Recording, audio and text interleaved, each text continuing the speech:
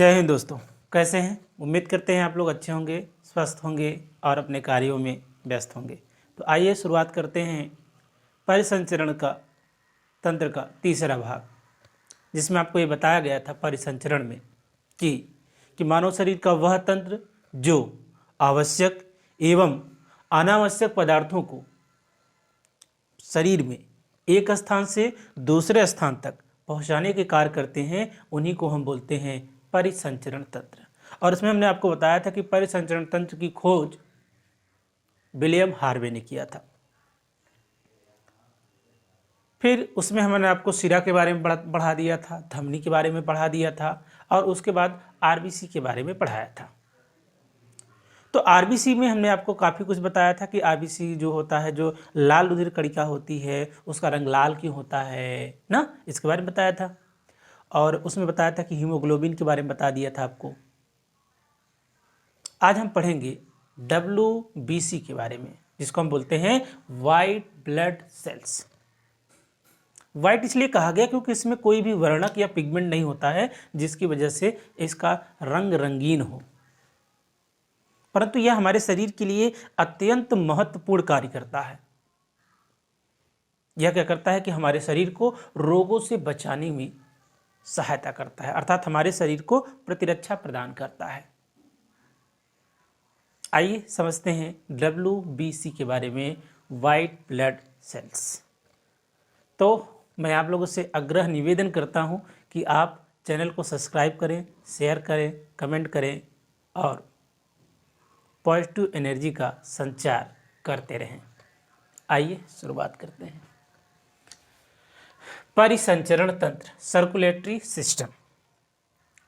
अब यहाँ पर WBC जिसका मतलब होता है, क्या होता है, जिसका मतलब वाइट ब्लड सेल्स, या इसको कार्पल्स बोलते हैं।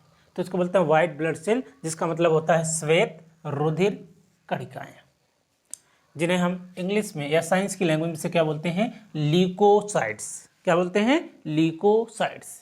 ल्यूकोसाइट्स इसका मतलब हिंदी हो गया वाइट, ल्यूकोसाइट्स।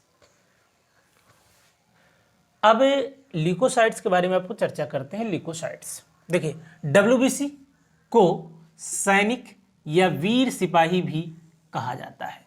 जिस तरह से हमारे देश में या किसी भी देश के जो सैनिक होते हैं वो अपने देश को बचाने के लिए लड़ते हैं, उसी तरह से हमारे बॉडी के अंदर, हमारे शरीर को बचाने के लिए हमारे शरीर के अंदर और कई ऑर्गन हैं जो हमारे शरीर को, कोशिकाओं को बचाने का पूरा जो है कि प्रयास करते हैं। तो उसी प्रकार से जो है कि हमारे शरीर के अंदर ये जो रक्त कोशिकाएं होती हैं, ये भी क्या करती हैं कि हमारे शरीर के अंदर आए हानिकारक जीवाणुओं, विषाणुओं या फिर हानिकारक पदार्थों को नष्ट करती हैं जो हमारे शरीर के लिए लायक नहीं है, जो हमारे शरीर के लिए आवश्यक नहीं है।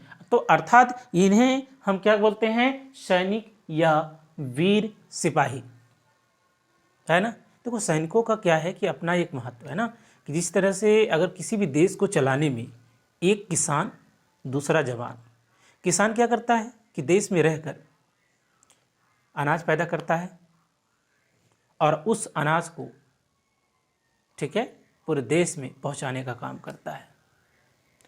जबकि जवान क्या करता है कि बॉर्डर पे खड़े होकर हमारे देश को प्रहरी के रूप में सुरक्षा करता है। जो आज हम स्वतंत्रता से ये वीडियो बना पा रहे हैं या फिर हम किसी को पढ़ा पा रहे हैं या कोई भी कार्य कर पा रहे हैं, तो उसमें सबसे बड़ा जो रोल है वो किसानों का है और जवानों का है। दोनों मिलकर जो है कि इस देश की तरक्की में पूरा का पूरा योगदान देते हैं, ठीक है। बाकी जो टीवी पर, चैनलों पर बैठकर बड़ी बड़ी बातें करते हैं, वो केवल बातें ही करते हैं, लेकिन वो करते हैं अपने देश के लिए और कुछ कहते नहीं। तो ये होना चाहिए देश के लिए जज्बा। तो उसी तरह से इन्हें जो है कि हमारे शरीर का क्या कहा जाता है, सैनिक या वीर सिपाही कहा जाता है, क्योंकि यह क्या करता है कि हमारे शरीर को रक्षा प्रदान करता है, क्योंकि यह रोगों से प्रतिरक्षा प्रदान करता है। हमने यहाँ पहले लिख दिया, क्या करता है, रोगों से प्रतिरक्षा प्रदान करता है, रोगों से प्रतिरक्षा प्रदान करता है।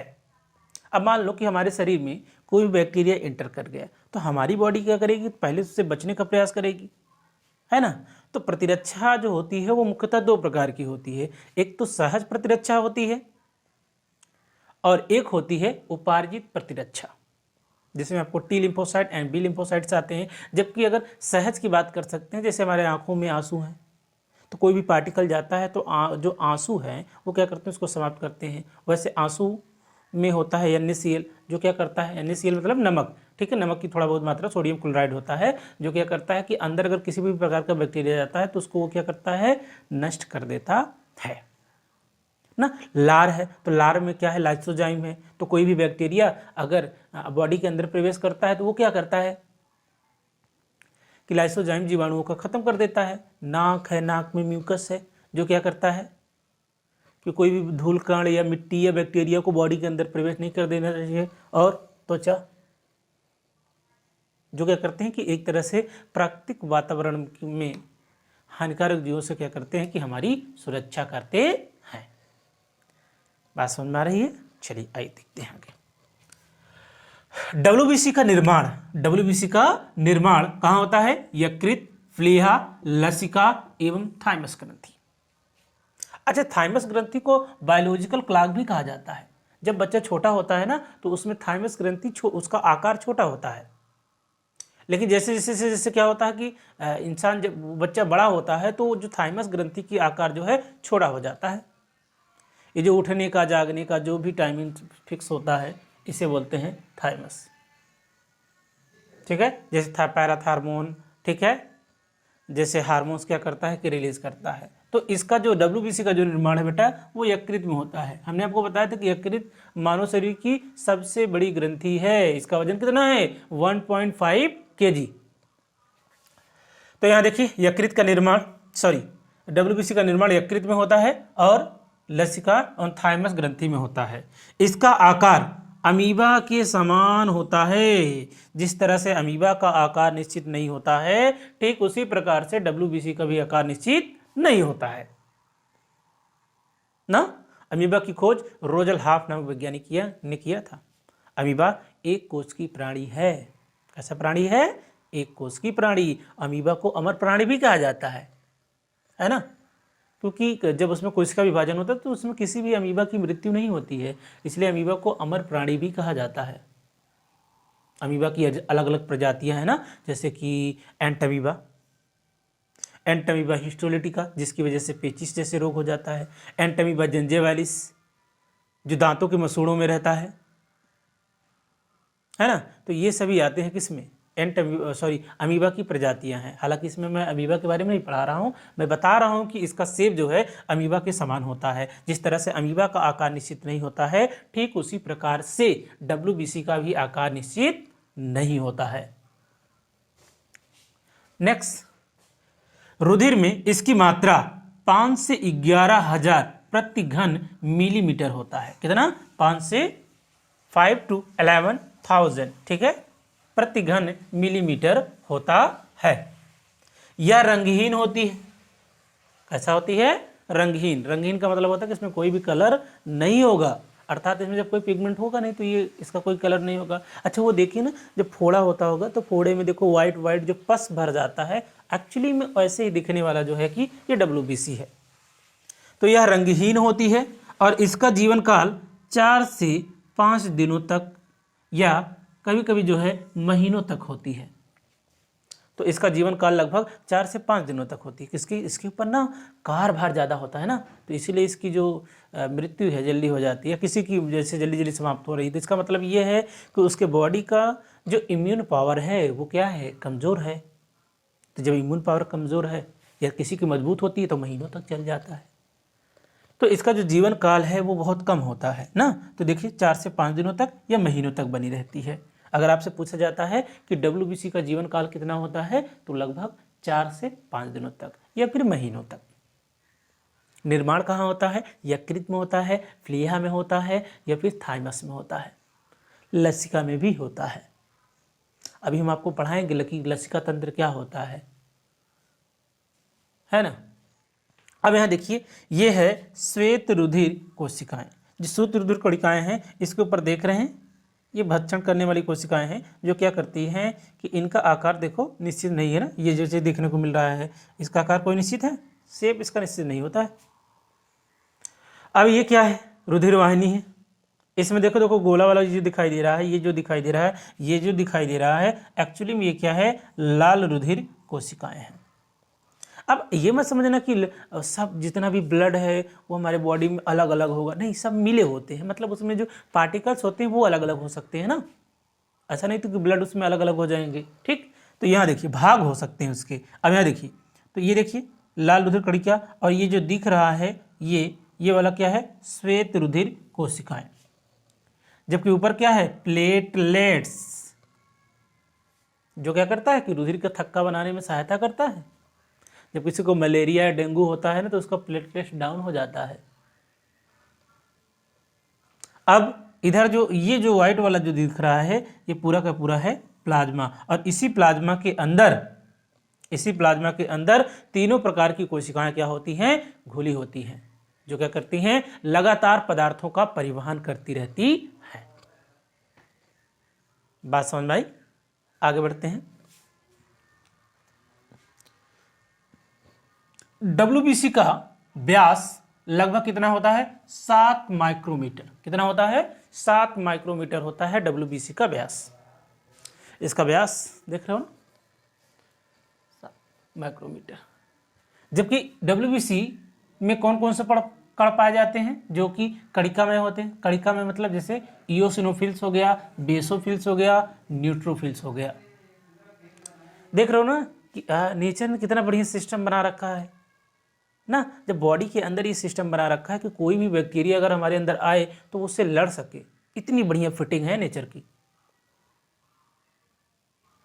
तो बाहर से भी लड़ने की ताकत हमें होनी चाहिए ना, बाहर से भी हम लड़ सके।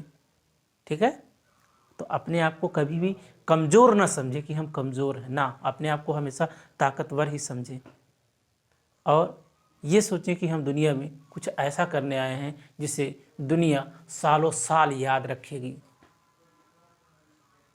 ऐसा काम हमें करना है। ऐसा काम तभी कर सकते हैं जब हमारे पास क्या होगा, ज्ञान। काम मतलब ज्ञान। आपके पास ज्ञान है, नॉलेज है, शिक्षा है, तो आप कुछ भी कर सकते हो। तो इसलिए शिक्षा बहुत ज़रूरी है, और शिक्षा होगी तो आपके अंदर लड़ने की ताकत होगी। आपके पास ज़मीन होगा, कोई ले लेगा, आपके पास प्रॉपर्टी होगा, उसमें भी हिस्सा हो जाएगा।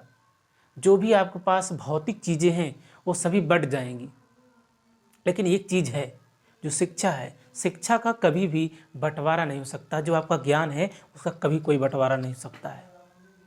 लेकिन लोग कॉपी तो कर सकते हैं आपका, लेकिन ओरिजिनल नहीं बन सकते हैं। मेरी बात समझ पा रहे हो? कॉपी करेंगे लोग आपका, लेकिन आपके जैसा ओरिजिनल नहीं बन सकते हैं। ओरिजिनल होता है और लोकल होता है। इसलिए ओरिजिनल बनिए, अपने अंदर कुछ अलग करने की कोशिश करिए। जब आप कुछ अलग करोगे तो जाहिर सी बात है कि आप सफलता की तरफ आगे बढ़ोगे। मेरी बातें समझ में आ रही होगी? तो किसी भी चीज़ में बहुत ज़्यादा घबराने की ज़रूरत नहीं है, हमें लगातार करते हैं रहना चाहिए, हमें लगना चाहिए। देखो WBC जिस प्रकार से क्या कर रही है कि लड़ रही है ना, आपको बचाने का प्रयास कर रही है ना, ठीक है। तो अच्छा, इसकी खासियत भी है कि मान लो कि कोई भी वायरस, कोई भी बैक्टीरिया ना, कोई भी फंगस अगर आपके बॉडी के अंदर प्रवेश करता है ना, तो पहले तो बॉडी क्या करती है, समझ नहीं पाती कि हमारे अंदर क्या हो गया। लेकिन जब दोबारा वही बैक्टीरिया वायरस सब बॉडी के अंदर प्रवेश करता है तो वो तैयार रहता है कि भैया इस चीज़ से तो हम परिचित हैं, इससे तो हम लड़ सकते हैं, है ना। तो इसीलिए इसी तरह से जीवन में समस्याएं भी आती हैं। तो जब समस्याएं आती हैं तो पहले तो इंसान घबरा जाता है, लेकिन उन समस्याओं से निपटने का हुनर वो सीख जाता है। लेकिन जीवन में जब उसके पास दोबारा वही समस्या आती है तो उसके लिए बड़ा सनहरी, ये तो नॉर्मल बात है।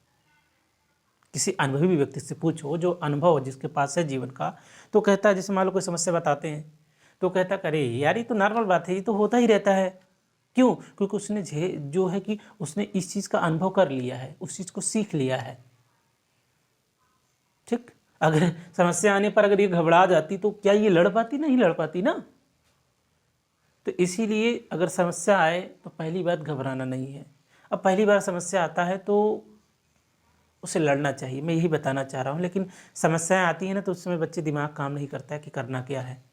लेकिन ठंडे दिमाग से सोचो, समझो कि इस समस्या से कैसे निजात पाए। समस्या को समस्या बनाए रखने से कुछ नहीं होगा, समस्या का हल निकालना है, समस्या का समाधान देना है। बाकी जीवन है, और जब तक जीवन होगा तब तक आपके साथ क्या होंगी, समस्याएं होंगी। समस्याओं से लड़ते रहोगे, कोई समस्या हटाओगे दूसरी समस्या आएगी जाएगी, ये इसका काम है। कभी सुख है तो कभी दुख है, ये सब लगा रहता है। तो घबराना नहीं है। बात समझ में आ रही है? चलिए आगे समझते हैं। तो डब्ल्यूबीसी में इओसिनोफिल्स है, बेसोफिल्स है, और क्या है, न्यूट्रोफिल्स है। ये क्या है, कणिकामय डब्ल्यूबीसी ना। तो यही क्या करते हैं, क्या कि हमारे बॉडी को इम्यूनिटी प्रदान करने का काम करते हैं। आइए समझते हैं आगे। अगला है लिम्फोसाइट्स। लिम्फोसाइट्स में दो प्रकार की सेल्स हैं। एक तो है टी लिम्फोसाइट, जिसे हम बोलते हैं, क्या बोलते हैं, टी लिम्फोसाइट्स, क्या, लिम्फोसाइट्स, लिम्फोसाइट्स। और एक है बी लिम्फोसाइट्स। दो प्रकार के लिम्फोसाइट्स होते हैं, और एक होता है मोनोसाइट्स। ये सब डब्ल्यूबीसी के ही भाग हैं, लेकिन सबका अपना फंक्शनल ग्रुप अलग है। किसी की मात्रा कम है तो किसी की मात्रा क्या है, ज़्यादा है। बात समझ में आ रही है? आइए आगे समझते हैं। डब्ल्यूबीसी में सबसे बड़ी जो डब्ल्यूबीसी है वो क्या है, मोनोसाइट्स। अगर आपसे पूछा जाता है कि डब्ल्यूबीसी में सबसे बड़ी जो डब्ल्यूबीसी, ठीक है, सबसे कणिका है, वो क्या है, मोनोसाइट्स। जबकि मोनोसाइट्स क्या है, कणिकामय कोशिकाएं। तो सबसे बड़ी जो डब्ल्यूबीसी है वो मोनोसाइट्स है, और सबसे कम मात्रा में जो डब्ल्यूबीसी होता है वो होता है बेसोफिल्स। और सबसे अधिक मात्रा में जो डब्ल्यूबीसी होता है उसे बोलते हैं न्यूट्रोफिल्स। तो न्यूट्रोफिल्स की मात्रा ज्यादा है और सबसे कम क्या है, बेसोफिल्स है। जबकि सबसे जो बड़ी मात्रा है वो क्या है, मोनोसाइट्स की है। और ये सभी पार्टिकल्स क्या करते हैं कि मनुष्य के अंदर रहकर, मनुष्य की कोशिकाओं में रहकर क्या करते हैं कि लगातार बैक्टीरिया, वायरस, फंजाई, सूक्ष्म जीवों से लड़ते रहते हैं और आपके बॉडी को इम्यूनिटी प्रदान करते हैं। लेकिन अगर हमारे बॉडी की प्रतिरक्षा तंत्र ही कमजोर हो जाए तो हमारा शरीर जो है वो बीमारियों का घर बन जाता है ना। तो इसीलिए ध्यान रखें कि आप क्या खा रहे हैं कि उससे हमको इम्यूनिटी मिल रही है कि नहीं मिल पा रही है। तो इसलिए अच्छे पदार्थों का चयन करें, इससे आपका शरीर भी स्वस्थ रहेगा। शरीर स्वस्थ रहेगा तो स्वस्थ शरीर में ही स्वस्थ मस्तिष्क का निवास होता है। और आगे चलते हैं, देखते हैं। तो सबसे अधिक मात्रा में न्यूट्रोफिल्स होती है। तो डब्ल्यूबीसी की अधिकता से हो जाता है रक्त कैंसर, जिसको हम बोलते हैं ल्यूकीमिया। कभी कभी हमारे शरीर में देखो डब्ल्यूबीसी की मात्रा बराबर तो रहनी चाहिए, ना तो घटनी चाहिए और ना ही बढ़नी चाहिए। अगर डब्ल्यूबीसी की मात्रा अगर हमारे बॉडी में घट गया, अगर डब्ल्यूबीसी की मात्रा अगर हमारे बॉडी में घट गया ना, तो हमारे शरीर की जो इम्यून सिस्टम होती है वो कमज़ोर हो जाता है। मान लो किसी को HIV हो गया ना, HIV वायरस है। अगर किसी को एड्स हो गया तो एड्स में HIV जो वायरस होता है वो क्या करता है कि आपके प्रतिरक्षा तंत्र को ही ध्वस्त कर देता है। तो बॉडी के अंदर जो रोगों से लड़ने की जो क्षमता होती है वो कम हो जाती है, कमज़ोर हो जाती है। फिर हमारे शरीर में कोई भी रोग होगा वो ठीक नहीं होगा। अगर प्रतिरक्षा कमज़ोर हो गई, प्रतिरक्षा तंत्र अगर हमारा ध्वस्त हो गया तो डब्ल्यूबीसी की अधिकता अगर इसकी मात्रा ज़्यादा हो जाती है तो रक्त कैंसर, जिसको हम ल्यूकीमिया के नाम से जानते हैं या फिर ब्लड कैंसर के नाम से जानते हैं। जब ऐसा होता है कि हमारे शरीर में रोगों का भरमार हो जाता है तो इन सेल्स को लगता है ना कि हमारे शरीर को मतलब कि इसको बचाना है। तो जब इसको बचाने के चक्कर में क्या होती हैं, ये लगातार समसूत्री विभाजन करना शुरू कर देती हैं, जिसके कारण क्या होता है कि इनकी संख्या में वृद्धि हो जाती है और फलस्वरूप क्या होता है कि हो जाता है रक्त कैंसर, ल्यूकीमिया, या इसको हम ब्लड कैंसर कहते हैं, है ना। रक्त, अगर हम कैंसर की बात करें तो कैंसर मुख्यतः जो है 3 प्रकार के हैं। एक तो है कार्सिनोमा, सार्कोमा और ल्यूकीमिया। जो कार्सिनोमा होता है वो खासकर आपके जो इंटरनल ऑर्गन हैं, जैसे हार्ट हो गया या फिर आपका जैसे लीवर हो गया, पित्ताशय हो गया, पित्त नली हो गया या किडनी हो गया, तो उन स्थानों पर कार्सिनोमा हो जाता है। कार्सिनोमा की खासियत है कि वह बॉडी में तेजी से फैलता है और जिसको अगर कार्सिनोमा होता है तो ये समझ लीजिए कि वो व्यक्ति बचेगा नहीं। दूसरा है शार्कोमा। शार्कोमा जो है वो खासकर आपके हड्डियों में होता है, और जो कि ल्यूकेमिया जो होता है, जिसको हम रक्त कैंसर कहते हैं, वह खासकर कहाँ होता है, आपके WBC में। तो WBC की मात्रा अगर ज़्यादा हो जाती है तो क्या होती है कि और रक्त कोशिकाओं की संख्या कम हो जाती है। तो कहते हैं ना, रक्त जो है कि पूरा का पूरा जो है कि पानी बन जा रहा है, अब उसे डायलिसिस कराओ, उसे चेंज कराओ ब्लड को। तो भैया अब जिसके पास बहुत ज़्यादा पैसा है वो तो अपना ब्लड इसको चेंज करा के कुछ दिनों तक जीवित रह सकता है, लेकिन जिनके पास नहीं है तो वो बेचारा कहाँ से बच पाएगा, बड़ा मुश्किल होता है इसको बचाना। इसलिए अपने शरीर को स्वस्थ रखने की जिम्मेदारी सिर्फ आपकी है। अगर आप स्वस्थ हैं तो दुनिया आपके साथ होगी, अगर आप स्वस्थ ही नहीं हैं तो आपके साथ कोई नहीं होगा। 4 दिन बीमार पड़ जाओ, लोग पूछना छोड़ देंगे। इसलिए अपने बॉडी को फिट रहे, आप स्वस्थ रहोगे, मस्त रहोगे तो अपने कार्यों में व्यस्त रहोगे। मैं यही बार बार कहता हूँ। इसलिए स्वस्थ रहना है तो स्वस्थ रहना है तो एक्सरसाइज करना है, अच्छा भोजन करना है, ठीक है, आदतें आपकी सही होनी चाहिए, है ना। तो आगे आइए समझते हैं, और शायद हमारी कुछ बातें आपको समझ में आ रही होंगी ना। बहुत लोग होते हैं नहीं देखते हैं, कोई बात नहीं है, बड़ी अच्छी अच्छी बातें बता देता हूँ। अगर देखेंगे तो समझेंगे, जानेंगे, और जानेंगे तभी हमें मानेंगे। तो अभी जाने नहीं है तो कहाँ से मानेंगे। तो इसलिए धीरे धीरे पता चल जाएगा, और एक दिन आपको पता चलेगा कि ये इंसान कहाँ से कहाँ था, कहाँ से कहाँ आ गया।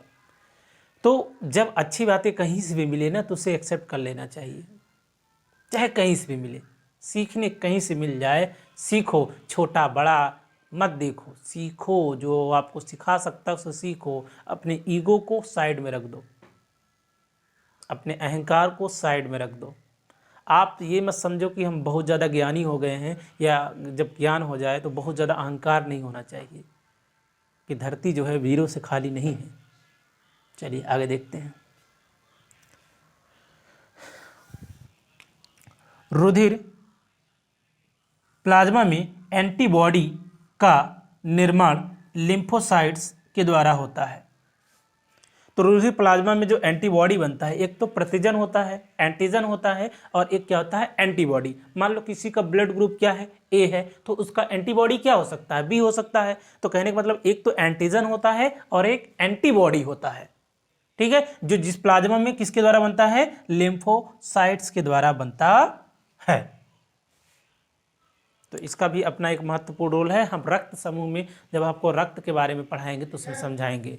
जैसे कि आपका जैसे प्लेटलेट्स हो गया ना, तो अब प्लेटलेट्स के बारे में पढ़ेंगे। तो जो प्लेटलेट्स है, ठीक है, तो उसका निर्माण अस्थि मज्जा में होता है। उसका कार्य होता है कि रक्त का थक्का बनाना। रक्त में एक खास तरह की प्रोटीन होती है, प्रोथ्रोम्बिन होती है, उसके अलावा फाइब्रिनोजन होता है। तो फाइब्रिनोजन क्या करता है कि फाइब्रिन नामक जो है कि फाइबर बना लेता है, जिसकी वजह से क्या होता है कि रक्त का थक्का बन जाता है। उसमें विटामिन के भी क्या करता है कि हेल्प करता है। और हमारे शरीर के अंदर अगर ब्लड नहीं जम रहा है तो उसका रीजन क्या है कि हमारे लीवर से जो है कि एक पदार्थ निकलता है जिसको बोलते हैं हिपेरिन। हिपेरिन क्या करता है कि हमारे रक्त को जमने से रोकता है। बात समझ में आ रही है। तो ये आपका WBC हुआ कंप्लीट। मिलते हैं आपको नेक्स्ट क्लास में, और उम्मीद करते हैं आप लोग स्वस्थ होंगे। और चैनल को सब्सक्राइब कर लें, कमेंट कर लें। मैं बार बार आग्रह कर रहा हूँ। आप नहीं पढ़ना चाहते हो कोई दिक्कत नहीं है, लेकिन आप इतना तो कर सकते हो कि उस चैनल को शेयर कर दो, किसी दूसरे पास चला जाए, कोई बात समझ सके। शायद ऐसा नहीं कि सभी टीचर की बात आपको समझ में ही आए, ज़रूरी नहीं है। इसलिए किसी न किसी को तो समझ में आएगा। तो आप पास अगर नहीं आप देखना चाहते हो, कम से कम शेयर कर दो, इतना तो हेल्प कर सकते हो। मतलब दूसरों की हेल्प कर सकते हो ना। बाकी हम तो फ्री कंटेंट दे रहे हैं, आराम से पढ़ो, कोई दिक्कत नहीं है। सीखते जाओ, बढ़ते जाओ, और कदम से कदम मिलाते जाओ, क्योंकि देश को, अपने भारत देश को बहुत ही आगे तक ले जाना है। इतना आगे तक ले जाना है कि सभी देश पीछे हो जाएं और हमारा देश तरक्की की सीढ़ियों पर चढ़ता हुआ और विकास की सबसे ऊंची चोटी पर हो। क्योंकि परिवर्तन हम ही लोगों को करना है, चेंजेस हम ही लोग को लाना है, तभी हो पाएगा। जब बेटर एजुकेशन नहीं होगा, जब बेटर एजुकेशन होगा, शिक्षा की बात होगी, बेरोजगारी की बात होगी, हॉस्पिटल की बात होगी और पर्यावरण की बात होगी, जिस दिन बच्चा बच्चा ये जानेगा कि हमारे लिए पौधा क्यों महत्व है, हमारे लिए जल क्यों महत्व है, हमारे लिए जो है कि नदियाँ क्या महत्व रखती हैं, हमारे लिए समुद्र क्या महत्व रखते हैं, हमारे लिए पहाड़ क्या महत्व रखते हैं, हमारे लिए शिक्षा क्यों महत्व जरूरी है, हमारे लिए हॉस्पिटल क्यों ज़रूरी है, हमारे लिए संस्कार क्यों जरूरी है। तो ये सारी बातें जिस दिन जान जाएंगे तो देश को आगे बढ़ने से कोई नहीं रोक सकता है। ठीक है, इसलिए कोशिश करें कि ऐसे लोगों का चुनाव करें, ऐसे लोगों को सीट पे बैठाएं जो इस योग्य हो कि देश को बदल सके। अब ऐसा ना हो कि वो देश को ना बदल सके, अपने आप को ही बदलना शुरू कर दें, ऐसा नहीं होना है। तो बातें समझ में आ रही है, एकदम क्लियर हैं, स्पष्ट हैं बच्चे। तो आइए आप लोगों से विदा लेते हैं और मिलते हैं अगली क्लास में। इसी जोश और खरोश के साथ लगे रहिए, पढ़ते रहिए और बड़े और बुजुर्गों का आदर करते रहिए। जय हिंद। बाय।